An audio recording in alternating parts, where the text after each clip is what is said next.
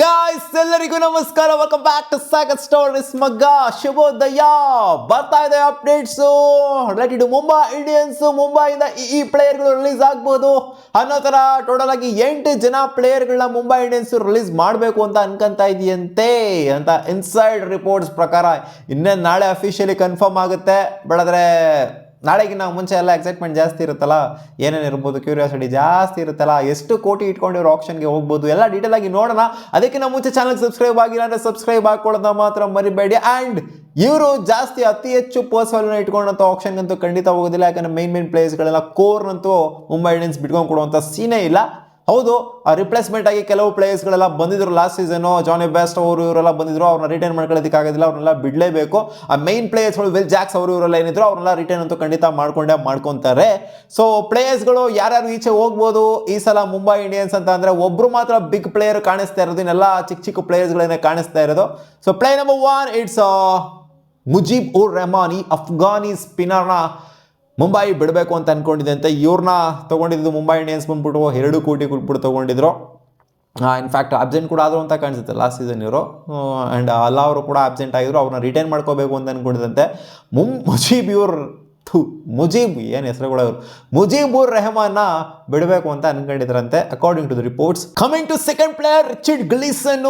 ಈ ಬೌಲರ್ನ ಈ ಪೇಸರ್ನ ರಿಲೀಸ್ ಮಾಡಬೇಕು ಅಂತ ಅನ್ಕೊಂಡಿದ್ದಂತೆ. ಕೆಲವು ಮ್ಯಾಚ್ ಆಡಿದ್ರು ಲಾಸ್ಟ್ ಸೀಸನ್ನು, ಏನಂತ ಇಂಪ್ರೆಸಿವ್ ಅನಿಸಿಲ್ಲ ಅಂತ ಕಾಣಿಸೋದಕ್ಕೋಸ್ಕರ ಈ ಪೇಸರ್ನ ಚೇಂಜ್ ಮಾಡೋಣ ಅಂತ 1 ಕೋಟಿ ಕೊಟ್ಬಿಟ್ಟು ಇವ್ರನ್ನ ತೊಗೊಂಡಿದ್ರು. ಇವ್ರನ್ನ ರಿಲೀಸ್ ಮಾಡೋ ಸಾಧ್ಯತೆ ಜಾಸ್ತಿನೇ ಇದೆ. ಚರಿತ್ ಅಸಲಂಕ ರಿಪ್ಲೇಸ್ಮೆಂಟ್ ಆಗಿ ಬಂದಿದ್ದು ಲಾಸ್ಟ್ ಸೀಸನು. ಆ್ಯಕ್ಚುಲಿ ಒಂಥರ ಮಯಾಂಕ್ ಅಗರ್ವಾಲ್ ಹೆಂಗೆ ರಿಪ್ಲೇಸ್ಮೆಂಟ್ ಆಗಿ ಬಂದರು ಅದೇ ರೀತಿ ಇವರು ಕೂಡ ರಿಪ್ಲೇಸ್ಮೆಂಟ್ ಆಗಿ ಬಂದರು. ಇವರು ಒಂಥರ ಮೈನ್ ಸ್ಕ್ವಾಡಲ್ಲೇ ಇನ್ಕ್ಲೂಡ್ ಆಗ್ತಾರೆ. ಆದ್ದರಿಂದ ಇವ್ರನ್ನೂ ಕೂಡ ರಿಲೀಸ್ ಮಾಡೋಣ. 1.75 CR 75 ಲಕ್ಷ ಕೊಟ್ಬಿಟ್ಟು ಇವ್ರನ್ನ ತೊಗೊಂಡಿರ್ತಾರೆ. ಅಸಲಂಕಂಗೆ ಲಂಕಗೆ ವಾಪಸ್ ಕಳ್ಸೋಣ ಅಂತ ನಿರ್ಧಾರ ಮಾಡ್ರು ಅಂತ ಕಾಣಿಸುತ್ತೆ ಮುಂಬೈ ಇಂಡಿಯನ್ಸ್ ಅವರು. ಆ್ಯಂಡ್ 4ನೇ ಪ್ಲೇಯರ್ ಬಂದ್ಬಿಟ್ಟು ಸತ್ಯನಾರಾಯಣ ರಾಜು.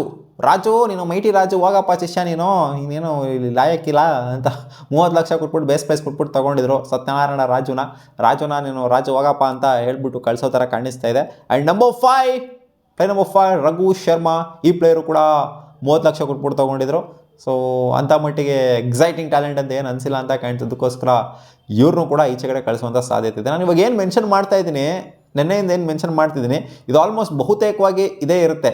ಒಂದು ರೇಂಜಿಗೆ ಆಲ್ಮೋಸ್ಟ್ ಒಂದು 92, 95% ತೊಗೊಬೋದು. ಒಂದು ರೇಂಜಿಗೆ 90% ಅಂತ ಅಂದ್ಕೊಳ್ಳಿ.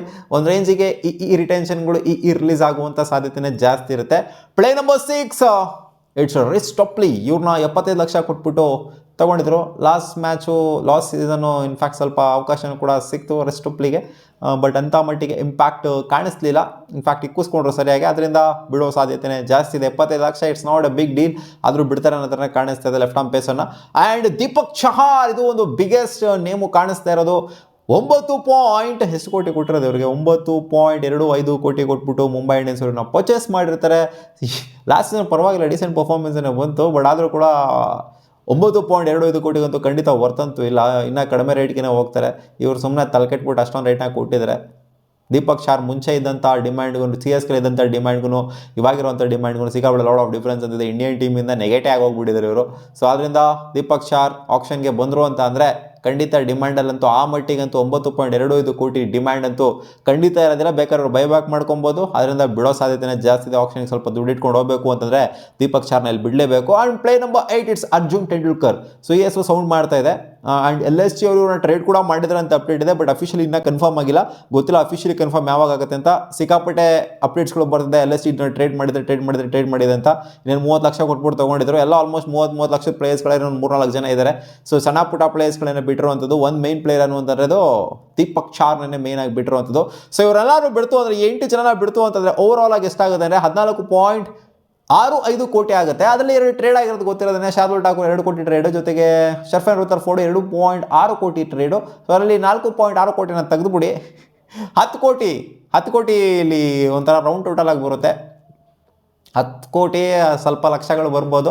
ಇಷ್ಟನ್ನ ಇಟ್ಕೊಂಡು ಆಪ್ಷನ್ಗೆ ಹೋಗುವಂಥ ಸಾಧ್ಯತೆ ಕಾಣಿಸ್ತಾ ಇದೆ. ಇವ್ರು ಆಪ್ಷನಲ್ಲಿ ಮಾಡುವಂಥದ್ದು ಅಂಥ ಮಟ್ಟಿಗೆ ಏನೂ ಇಲ್ಲ. ಯಾಕಂದರೆ 2 ಸಾಲಿಡ್ ಬೈನ ಮಾಡಿಬಿಟ್ಟಿದ್ರು ಆಲ್ರೆಡಿ. ಇವಾಗ ದೀಪಕ್ ಚಹಾರ್ನ ಬಿಟ್ಬಿಟ್ಟು ಇವ್ರನ್ನ ತೊಗೊಂತಂದರೆ ಚೆನ್ನಾಗಿರುತ್ತೆ ಅಂತ ಯೋಚನೆ ಮಾಡ್ಬೋದು. ಶಾರ್ದುಲ್ ಠಾಕೂರ್ನ ತೊಗೊಂತಂದರೆ, ಯಾಕಂದರೆ ಆಲ್ರೌಂಡಿಂಗ್ ಡಿಪಾರ್ಟ್ಮೆಂಟ್ ಕೂಡ ನೆಟ್ಟಿಗೆ ನಿಭಾಯಿಸ್ತಾರೆ, ಒಂದು ರೇಂಜಿಗೆ ಪರವಾಗಿಲ್ಲ ಅನ್ನೋ ಥರ ಯೋಚನೆ ಮಾಡಿಬಿಟ್ಟು ಇಲ್ಲಿ ದೀಪಕ್ ಚಹಾರ್. ಇನ್ನೇನು ದೀಪಕ್ ಚಹಾರ್ನ ಬಿಟ್ಟಿಲ್ಲ ಅಂದರೆ ಇವ್ರಿಗೇನು ಪೋಸೆ ಇರೋದಿಲ್ಲ ಅಲ್ಲಿ.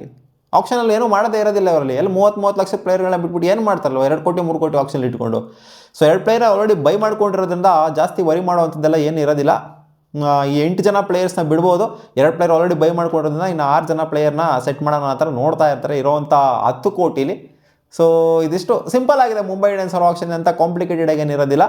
So according to the reports 8 ಜನನ ಬಿಡುವಂಥ ಸಾಧ್ಯತೆ ಜಾಸ್ತಿ ಇದೆ ಮುಂಬೈ ಇಂಡಿಯನ್ಸು. ನಿಮಗೆ ಅನಿಸ್ತಿದೆ 8 ಜನ ಬಿಡ್ತಾರೆ ಅಂತ ಅನಿಸ್ತಿದೆ ಇಲ್ಲ ಅಂತ ಅನಿಸ್ತಿದೆಯಾ ಕಾಮೆಂಟ್ ಸೆಕ್ಷನಲ್ಲಿ ಹಾಕಿ. ನನಗೆ ಸೀನ್ ನೋಡ್ತು ಅಂದರೆ ಇವ್ರನ್ನೆಲ್ಲ ಬಿಡ್ತಾರೆ ಅಂತ ಅನ್ನಿಸ್ತಿದೆ. ಮತ್ತೆ ಸಿಗೋಣ ಮುಂದಿನ ವಿಡಿಯೋದಲ್ಲಿ ಗಾಯ್ಸ್. ಬಾ.